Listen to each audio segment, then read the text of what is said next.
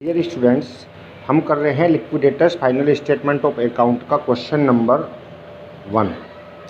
तो देखिए बेटा, इसमें क्वेश्चन नंबर 1 में कह रहा है कि एक अमेरिकन ट्रांसपोर्ट कंपनी है जिसने कि अपने सभी क्रेडिटर्स का पूर्ण भुगतान कर दिया है और जो निस्तारक है, लिक्विडेटर है, वो शेयर होल्डर को राशियाँ लौटाने की स्थिति में है। और इसकी जो स्थिति है वो ये है कि जो शेयर कैपिटल है वो 100 प्रेफरेंस शेयर है, 10 रुपये का एक है, फुल्ली पेड अप है। इसके अलावा 300 इक्विटी शेयर 10 रुपये वाले हैं जो फुल्ली पेड अप हैं, और 400 इक्विटी शेयर ऐसे हैं जो कि 10 रुपीज़ वाले ही हैं मगर 8 रुपये पेड अप है उन पर। इसके अतिरिक्त वो कह रहा है कि जो कंपनी के पार्षद अंतर्नियम हैं उसके अनुसार पूर्वाधिकार अंशों को समता अंशों की तुलना में पूंजी भुगतान के लिए प्रेफरेंस प्राप्त है।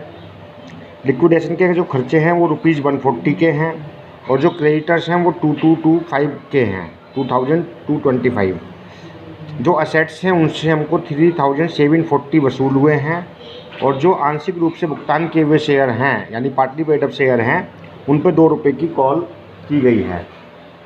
इसके बाद वो कह रहा है कि सभी शेयर्स पे जो राशि है वो प्राप्त हो गई है, परंतु एक शेयर होल्डर जिसके पास 100 शेयर थे उसने इसका भुगतान नहीं किया है। जो आपको बनाना है लिक्विडेटर्स का फाइनल स्टेटमेंट ऑफ अकाउंट। अच्छा, इसमें लिक्विडेटर रेम्यूनरेशन के बारे में कुछ नहीं कहा तो हमने कुछ नहीं करना, जो लिक्विडेशन के एक्सपेंस हैं वो उसी में इंक्लूड रहा होगा इसका मतलब। ठीक है, तो बेटा इस क्वेश्चन को शुरू करते हैं। तो रिसीप्ट्स पेमेंट साइड 2 साइड होती है। तो सबसे पहले आप लिखेंगे असेट्स रियलाइज्ड। मैंने आपको बताया था कि इसमें टू एंड बाई नहीं लगाते हैं क्योंकि ये स्टेटमेंट है असेट्स रियलाइज्ड। तो आपकी जो असेट्स रियलाइज्ड है बेटा वो कितने की हैं, संपत्तियों से 3740। यहाँ अलग अलग कोई नाम नहीं दे रखा तो मैं सीधे डायरेक्ट लिख दे रहा हूँ 3740। इसके बाद कॉल्स रिसीव्ड, जो आपको कॉल्स आपने की हैं, तो कॉल बेटा आपने की थी पार्टली पेड अप शेयर्स पे, वहाँ ध्यान दीजिएगा थोड़ा। तो ये थे आपके 400 इक्विटी शेयर 10 रुपये वाले जिन पे 8 रुपये थे। तो आपने 400 इक्विटी शेयर्स पे कॉल की है एट द रेट 2। तो 2 रुपये के हिसाब से कितने रुपए आपको मिलने चाहिए थे यहाँ पर, 800 रुपया, 800। जबकि वो लास्ट में कह रहा था कि एक शेयर होल्डर ऐसा है जिसके पास 100 शेयर हैं और इसने इनका भुगतान नहीं किया। तो लेस, जिसने पेमेंट इसने नहीं किया उसको आप लेस कर देंगे जो अनपेड है अभी भी। तो ये है 100 शेयर्स पर एट द रेट 2 यानी कि 200। तो टोटल हो गया बेटा 600, यानी कि हमको 600 वसूल हुए हैं। तो इस प्रकार से अगर हम देखें तो हमको जो कुल मिला के पैसा मिला है शेयर होल्डर से, कुल मिला के जो पैसा रियलाइज हुआ है लिक्विडेटर को वो 3740 और 600 रुपये शेयर होल्डर से। तो ये हो गया 4340, 4340। अब इसके बाद हम बात करते हैं पेमेंट साइड की। पेमेंट साइड में सबसे पहले यहाँ पर लिक्विडेटर, हमने बताया था लीगल एक्सपेंस लिखते हैं, वो इस क्वेश्चन में नहीं दे रखे हैं। उसके बाद कॉस्ट ऑफ लिक्विडेशन, उसके बाद लिक्विडेटर्स का रेम्यूनरेशन, वो भी इस क्वेश्चन में नहीं है। ना लीगल एक्सपेंस है ना लिक्विडेटर्स का रेम्यूनरेशन है। तीसरे नंबर पे आता है कॉस्ट ऑफ लिक्विडेशन। तो बेटा जो सूचना नहीं है उसको लिखना नहीं है, फिर जो है वही लिखना है उसी में से। तो कॉस्ट ऑफ लिक्विडेशन क्वेश्चन में दे रखी थी बेटा, कॉस्ट ऑफ लिक्विडेशन क्वेश्चन में दी थी,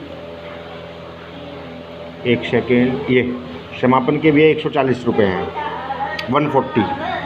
तो कॉस्ट ऑफ लिक्विडेशन 140 है। इसके बाद इसने, हम देखते हैं कि डिबेंचर्स हैं, डिबेंचर्स इस क्वेश्चन में नहीं है। फिर हम देखते हैं क्रेडिटर्स हैं, तो क्रेडिटर्स हैं 2225 के। तो अब हम क्रेडिटर्स को पेमेंट करेंगे, तो यहाँ लिख देंगे payment to creditors, payment to creditors. और ये कह रहा था फुल्ली पेमेंट इनको हम कर रहे हैं। वैसे भी हमें एक्चुअल में हर बार ये देख लेना है कि हमारे पास टोटल रियलाइजेशन कितना हुआ है 4340 का, 4340। तो हम इतने ही रुपये मैक्सिमम पेमेंट कर सकते हैं। अभी तक 140 रुपये पेमेंट किए थे, 2225 रुपये हमने क्रेडिटर्स को पे कर दिए। तो अभी भी हमारे पास काफ़ी पैसे बाकी हैं। अब इसके बाद हम जो पेमेंट करेंगे वो किसको करेंगे, क्रेडिटर्स का पेमेंट करने के बाद फिर लास्ट में आता है नंबर शेयर होल्डर का। देखिए वैसे मैंने आपको यहाँ पर 7-8 पॉइंट बताए थे कि जैसे लीगल एक्सपेंस हैं, लिक्विडेटर का रेम्यूनरेशन है, वो दोनों आइटम थे ही नहीं। फिर कॉस्ट ऑफ लिक्विडेशन हमने लिख दिया। फिर उसके बाद डिबेंचर्स बताया था, डिबेंचर्स नहीं है। फिर उसके बाद मैंने आपको क्रेडिटर्स बताया था, वो लिख दिए। उसके बाद अब अब हम शेयर होल्डर को पैसा वापस करते हैं, तो उसको बोलते हैं रिटर्न टू कंट्रीब्यूटरीज। रिटर्न टू कंट्रीब्यूटरीज भी कह सकते हैं, टू शेयर होल्डर्स भी कह सकते हैं। मैं सिंपल वर्ड यूज कर रहा हूँ, shareholders, return to shareholders. अब इसमें मैंने बताया था सबसे पहले प्रेफरेंस शेयर का पेमेंट करेंगे, तो यहाँ पर 100 प्रेफरेंस शेयर हैं, 10 रुपये का एक है। तो बेटा 100 प्रेफरेंस शेयर हैं एट द रेट 10, तो ये हो गए बेटा 1000 के। 1000 रुपया पेमेंट हमने इनको कर दिया प्रेफरेंस शेयर्स को। क्लियर हो गया। अब इसके बाद हमारे पास जो पैसा बचा है वो कितना है उसको थोड़ा देख लीजिए। तो हम अभी तक कितना पेमेंट कर चुके हैं, 2225, 2325, 365 और 1000 और जोड़ दो, तो 3365 का पेमेंट कर चुके हैं, 3365। और हमारे पास यहाँ पर जो रुपए हैं ये हैं 4340 जो अवेलेबल थे, तो यानी 1000 से भी कम अब हमारे पास हैं। तो अब हमारे जो इक्विटी शेयर हैं वो कितने हैं, तो बेटा इक्विटी शेयर हमारे पास दो तरह के थे। 300 इक्विटी शेयर तो ऐसे थे जो फुल्ली पेड अप थे, और 400 इक्विटी शेयर ऐसे थे जो कि 8 रुपये पेड अप थे। मगर हमने इन पे कॉल मांग ली है 400 इक्विटी शेयर पर, और जब हमने इन पे कॉल मांग ली है तो ये शेयर कितने हो गए, अब एक जैसे ही हो गए। बट इसमें प्रॉब्लम क्या थी कि 400 शेयर में से भी 100 शेयर होल्डर ऐसे थे, 100 शेयर का होल्डर ऐसा था जिसने कि उसका कॉल का पेमेंट नहीं किया था। तो यानी टोटल मिला करके अगर हम कैटेगरी बांटे तो हम यूँ कह सकते हैं कि ये वाले 300 शेयर जो पहले वाले हैं और प्लस इन 400 में से 300 शेयर, ये टोटल हो गए 600 शेयर। तो 600 शेयर तो हो गए फुल्ली पेड अप वाले, और जो 100 शेयर ये वाले बचे हैं ये हो गए 8 रुपये के हिसाब से पेड अप वाले। यानी हम यूँ कह सकते हैं 600 शेयर तो हमारे इस समय ऐसे हैं जो कि हमको कितने रुपए दे चुके हैं, 10 रुपये, और 100 शेयर कैसे हैं जो हमको 8 रुपये दिए हैं। तो मैंने यहाँ पर पेमेंट करने का रूल आपको बताया था कि जब हम पेमेंट करते हैं शेयर होल्डर को तो सबसे पहले बेटा हम ये देखते हैं हमारे पास कितना पैसा अवेलेबल है, और उसमें से जो शेयर फुल्ली पेड अप है पहले हम उनको उतना पेमेंट कर देते हैं जितना उन्होंने एक्स्ट्रा पेमेंट यानी पार्टली पेड अप वालों से जो एक्सिस पेमेंट है वो कर रखा है। क्योंकि पार्टली पेमेंट वाले शेयर कितने हैं, 8 रुपये के हिसाब से पे किए हैं, तो लिहाजा डिफरेंस 2 रुपये का है। तो पहले हम 2 रुपये का पेमेंट करेंगे इन 600 शेयर को।